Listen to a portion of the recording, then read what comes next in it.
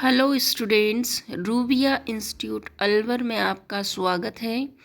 जैसा कि हम पढ़ रहे थे यूनिट सॉल्यूशन, और सॉल्यूशन के अंदर हमारा चल रहा था कॉलिगेटिव प्रॉपर्टीज़, दैट इज़ अणुसंख्यक गुणधर्म।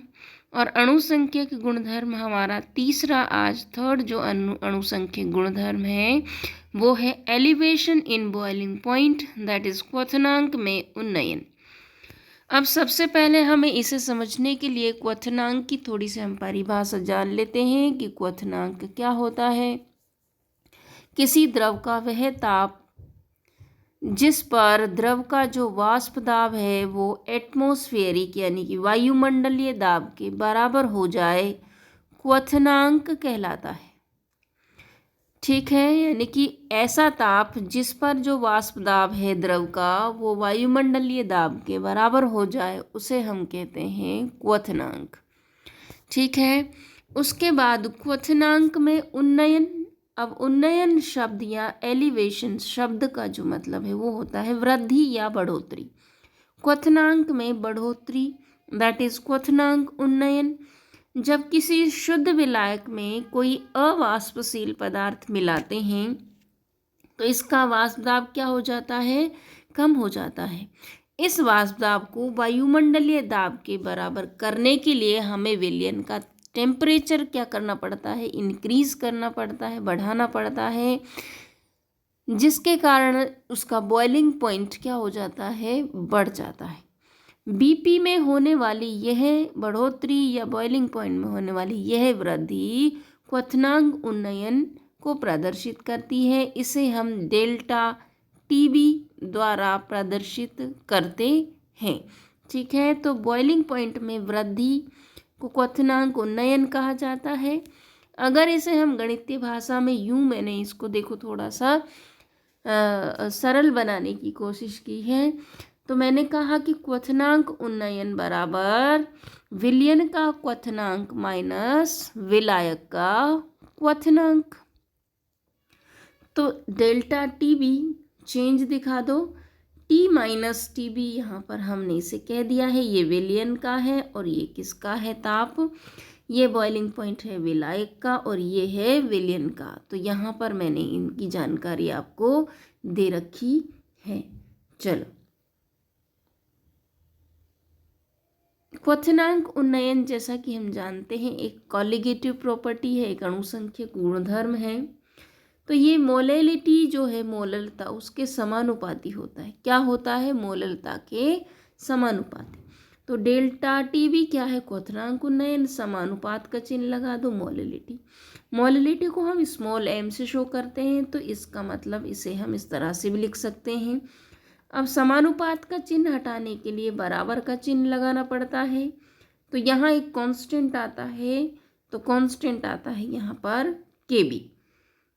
ठीक है, अब अगर मोलैलिटी कितनी ले लें, मोलैलिटी की जो वो है वो कितनी हो जाए, 1 हो जाए, मोलैलिटी का मान इकाई हो जाए, तो डेल्टा टी भी किसके बराबर हो जाएगा, के बी के बराबर हो जाएगा। ठीक है, तो अगर हम आगे चलें और बात करें इस पर, तो यहाँ पर देखो मोलैलिटी मैंने जब कंसंट्रेशन की टर्म आपको वीडियो में बताई है, पहली वाली वीडियो में, मोलैलिटी क्या होती है, किसी विलायक में 1 किलोग्राम विलायक में घुले हुए मोलों की संख्या अगर हम ग्राम में ले लेंगे तो वो 1000 से क्या हो जाएगा, ऊपर इंटू हो जाएगा, नंबर ऑफ मोल W/में ये होता है।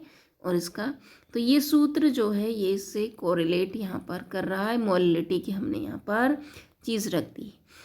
अब यहाँ पे बच्चों कन्फ्यूज मत होना कि ये M क्या है, यहाँ से हम अणुभार निकाल सकते हैं। ठीक है, तो ये मोलर द्रव्यमान अणुभार देखो ये वाला है, N बराबर मैंने आपको W/M कहा था। ठीक है, मोलैलिटी को भी हम स्मॉल m से शो कर रहे हैं, और विलेय का जो अणुभार है मोलर द्रव्यमान उसको भी हम स्मॉल m से यहाँ पर डिनोट कर रहे हैं। तो देखो यहाँ पर स्मॉल m मोलैलिटी नहीं है, ये मोलर द्रव्यमान को हम यहाँ से निकाल रहे हैं, तो डेल्टा टी भी इसकी जगह आ जाएगा यहाँ पर। ठीक है, तो इसका अणुभार भी हम ऐसे निकाल सकते हैं। ठीक है, अब इन सब के बारे में जानकारी दे दो। उपयुक्त उपरोक्त समीकरण में m क्या है, ये है। ठीक है। और डब्ल्यू क्या है, विलेय का भार, ये मोलर द्रव्यमान, विलायक का भार, मोलल उन्नयन स्थिरांक है ये केबी, और ये क्वथनांक उन्नयन है। इसके बारे में हमने यहाँ पर जानकारी दे दी है। अब अगर हम केबी को यहाँ परिभाषित करना चाहें तो हम कर सकते हैं कि 1000 ग्राम विलायक में 1 मोल विलेय घोलने पर विलायक के क्वथनांक में उन्नयन मोलल उन्नयन स्थिरांक कहलाता है। ये हो गई आपके इस केबी की डेफिनेशन। ठीक है। अब ये तो थी परिभाषा के अंदर का पार्ट। अब वो कह रहा है आपसे कि भाई डेरिवेशन और करो, थर्मोडायनेमिक डेरिवेशन करवा रहा है वो क्वथनांक उन्नयन का आपसे। तो था उस डेल्टा टीबी की ऊष्मागति की व्युत्पत्ति, तो उसके बारे में हम यहाँ पर एक देखेंगे कि यदि वेपर प्रेशर और ताप के मध्य अगर हम ग्राफ खींचे, वाष्प दाब और ताप के मध्य अगर ग्राफ खींचा जाए तो वो ऐसा प्राप्त होता है, देख लीजिए इस तरह का, ये वाला है ना। ठीक है। तो इस ग्राफ को जरा देखें कि यहाँ पर ये जो पहला वाला जो ग्राफ है, ये 2 ग्राफ यहाँ प्राप्त हुए। पहले वाला ए बी जो है वो किसका है, विलायक का है, और जो सी डी है वो किसका है, विलयन का ग्राफ है। यहाँ पर वेपर प्रेशर दे रखी है वाई एक्सिस पर, और एक्स एक्सिस पर हमने यहाँ पर दे रखा है आपको टेम्परेचर। तो इन दोनों के बीच में जब हम ग्राफ प्लॉट करते हैं तो 2 ग्राफ हमें ऐसे मिलते हैं। यहाँ पर दिखा रखा है कि टीबी तो क्या है, यहाँ विलयन का है, और टी क्या है यहाँ पर, सॉरी टीबी विलायक का है, और टी क्या है यहाँ पर, विलयन का। बेसिकली ये ज़्यादा है तो ये विलयन का है। टीबी ताप पर जो विलायक है उसका वेपर प्रेशर पी मान लेते हैं हम, ठीक है। और विलयन का क्या है, वेपर प्रेशर यहाँ पर ये, ठीक है, P1। तो इस वक्र में क्लासियस कैलोपेरोन समीकरण लगाने से डेल्टा टीवी की गणना कर सकते हैं, ठीक है। और केबी की गणना और उसके अणुभार की गणना का निर्धारण, तीनों चीज़ों की गणना का यहाँ पर निर्धारण हम इससे कर सकते हैं। तो क्वेश्चन देखो बच्चों यही बनता है कि थर्मोडायनेमिक डेरिवेशन जब आपसे वो करवाएगा तो तीनों की यहाँ पर गणना वो आपसे पूछेगा, ठीक है। तो अब देखो ये आपने देख लिया। अब कैलासियस कैलोपेरोन इस कर्व पर हमें लगानी है, तो वो समीकरण सेकेंड ईयर में आपने थर्मोडायनेमिक के अंदर पढ़ी होगी कि P2 log ln जो है ये क्या है, लॉग है, log P2 अपॉन में P1 डेल्टा H सफिक्स में V बटा R 1/T1 माइनस 1/T2। तो यहाँ पर जो प्रेशर है वो ज़्यादा कौन सी है, ज़्यादा वाली को ऊपर लिखना है हमें, ज़्यादा है ये वाली, ठीक है, ज़्यादा है विलायक वाली, और इस तो P अपॉन में P1 हम लिखेंगे यहाँ पर, ठीक है। तो इस तरह से हम इसे यहाँ पर बात करते हैं। अब देखो इस समीकरण में इसको हम मान रख दिया हमने P अपॉन में P1, और TB क्या है, कम ताप है, और T क्या है, ज़्यादा ताप है, ये विलयन का है। तो अगर हम इसे ऐसे सॉल्व करें बच्चों, देखो इसको हमने ऐसे लिख लिया, तो इसमें से हम इधर इसको माइनस, इसको इधर मल्टीप्लाई, इसको इधर कर लेंगे, इसमें से माइनस ही हो जाएगा। आपस में इनको दोनों को गुणा कर लेंगे तो ये आ जाएगी वैल्यू हमारी इस तरह से, ठीक है। अब देखो फिर ये क्या है, अंतर ही तो है, ठीक है, अंतर है ना। इसे हम क्या कह सकते हैं, डेल्टा टी भी कह सकते हैं। तो इसकी जगह हम डेल्टा टी भी लिख सकते हैं। तो समीकरण नंबर कितना आ गया यहाँ पर, 1 आ गया है। डेल्टा एच भी क्या है, एच का मतलब होता है हीट, वी का मतलब होता है वेपोराइजेशन। तो मोलर वाष्पन ऊष्मा डेल्टा एच वी है, डेल्टा टी बी आप जानते हो क्वथनांक उन्नयन है। तो ये इस तरह से हमने इतना सॉल्व कर लिया। अब समीकरण 1 को तनु विलयनों के लिए हम निम्नलिखित अप्रोक्सीमेशन या मान्यताओं के आधार पर हल कर सकते हैं। तो देखो यहाँ से 3 बातें बनती हैं। तनु विलयनों के लिए जो टी और टी बी का मान है वो लगभग उनमें बहुत कम अंतर होता है, तो टी को हम लगभग टी बी के बराबर मान लेते हैं। तो अगर ये दोनों बराबर हैं तो इनका गुणनफल टी बी स्क्वायर के बराबर आएगा, ठीक है, किसके बराबर आएगा, TB स्क्वायर के बराबर। तो एक समीकरण 2 तो हमारे पास ये आ गई, ठीक है, समीकरण 2 तो हमारे पास ये आ गई। अगर ये जो आपकी समीकरण है, मतलब समीकरण इसमें जो पहला वाला पार्ट है ये वाला, इसे हम सॉल्व करें, ठीक है। तो इसे जब हम सॉल्व करते हैं तो अगर मैं इसे उल्टा लिखूं, P1 अपॉन P1 है ये। अगर मैं इसे P1 अपॉन में ये लिखूं P, तो यहाँ पे माइनस का चिन्ह आ जाए क्योंकि ये इसका जस्ट अपोजिट है। तो इसे जब हम लॉग को हमने क्या कर लिया, यहाँ बाहर निकाल लिया, तो यहाँ 1 इस तरह की वैल्यू आई। इसे हम जब यहाँ से सॉल्व करते हैं तो इसका मतलब इसे हम एक मैथमेटिकल फॉर्म होती है हमारे पास, उससे हम इसे क्या कर सकते हैं, सॉल्व कर सकते हैं। देखो ये क्या है, ln1 माइनस एक्स का मतलब होता है माइनस एक्स। तो देखो ये क्या है, 1, ये x है, तो 1 माइनस एक्स मान ले इसको, माइनस यहाँ लगा हुआ है तो माइनस यहाँ लिख दिया, माइनस माइनस इसकी वैल्यू आ गई इतनी। ये तो माइनस है क्योंकि इसे हम सॉल्व करें तो यहाँ से, तो ये अगर सॉल्व करके यहाँ से ऐसा आता है तो माइनस माइनस से कट जाता है, तो इसकी जो वैल्यू आती है वो इतनी आती है, ठीक है। यहाँ से सॉल्व करने पे इसकी वैल्यू कितनी आती है, इतनी। तो समीकरण 3 हमारा यहाँ पर एक और बन जाता है, ठीक है। अब तीसरे तनु विलयनों के लिए राउल का नियम इस तनु विलयनों के लिए ये होता है, हम पहले इसको पढ़ चुके हैं। ये आपेक्षिक वाष्पदाब अवनमन है और ये n/n है, मोल भिन्न है, ठीक है। राउल का नियम हम पढ़ चुके हैं। तो ये समीकरण हमारी कितनी हो गई, 4। तो 2, 3, 4 समीकरण, उनका मान हम इक्वेशन फर्स्ट में रख देंगे। किस में रख देंगे, इक्वेशन फर्स्ट में रख देंगे, ठीक है। तो देखो फर्स्ट समीकरण ये है, इन सारी चीज़ों का मतलब वहाँ पे हम रख देंगे 2, 3 और 4 से। तो देखो यहाँ पर ये वैल्यूज़ क्या बनती हैं,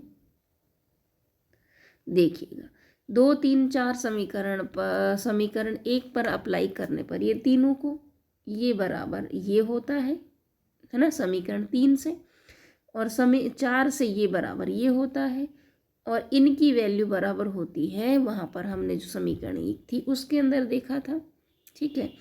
तो अगर हम यहाँ से इसको ले लें, इन चीज़ों को हम छोड़ दें, यहाँ से हम बराबर में ही, क्योंकि तो हम इन चीज़ों को कैसे कैलकुलेट कर सकते हैं ये देखना है। ये हो गया। अब TB की वैल्यू यहाँ से, डेल्टा TB की वैल्यू हमने यहाँ से निकाल ली, ठीक है। तो ये इधर चला गया इसका वैल्यू, ये सारी वैल्यू इधर चली गई। तो ये ऊपर थी तो ये नीचे आ गई, और ये नीचे थी तो ये इधर जाने पर ऊपर आ गई। इस तरह से हमने इसको सॉल्व किया। फिर हम कहते हैं कि स्मॉल n जो है उसकी वैल्यू कितने के बराबर होती है, small w upon small m, और कैपिटल N मोल ही तो है ये। तो मैंने कहा कि इनकी वैल्यू इतनी होती है, तो n और कैपिटल N की जगह हम यहाँ पर ये लिख देते हैं, n और कैपिटल N की जगह हमने यहाँ पर ये लिख दिया। और जैसे ही ये लिखा हमने, तो ये वैल्यूज़ आ गई हमारे पास इस तरह की। अब यहाँ से आप चाहे कुछ भी कैलकुलेट कर लो, मॉलिक्यूलर वेट कर लो, किसी भी चीज़ को आप यहाँ से इस फॉर्मूले से कर सकते हैं।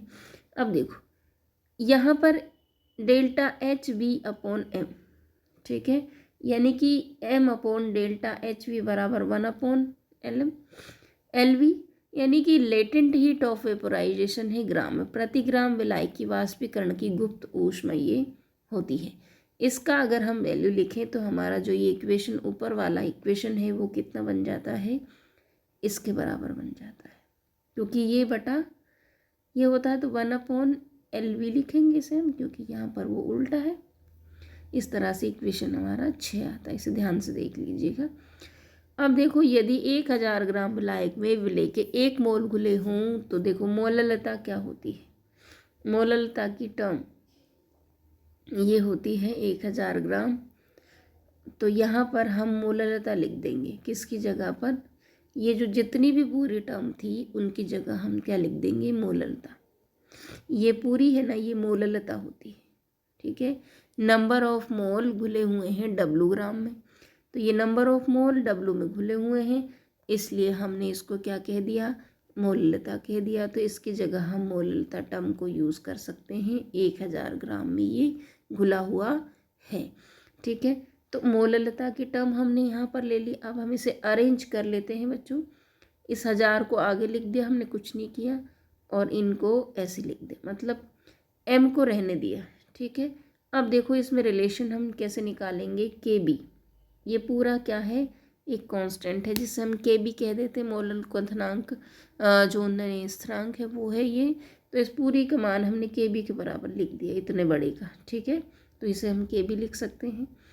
तो kb से क्या है, अब यहाँ से वही जो चीज़ मैंने स्टार्टिंग में आपको बताई थी, ये वही है कि अगर m बराबर 1 हो तो ये kb के बराबर होता है। तो इसकी डेफिनेशन मैंने वैसे पहले भी लिखा रखी है। तो देखो ये तो सामान्य डेफिनेशन है, इसको तो आप ज़्यादा याद मत करना। ये जो नीचे वाली है ये है तनु विलयनों की बात हम यहाँ चैप्टर सॉल्यूशन में कर रहे हैं।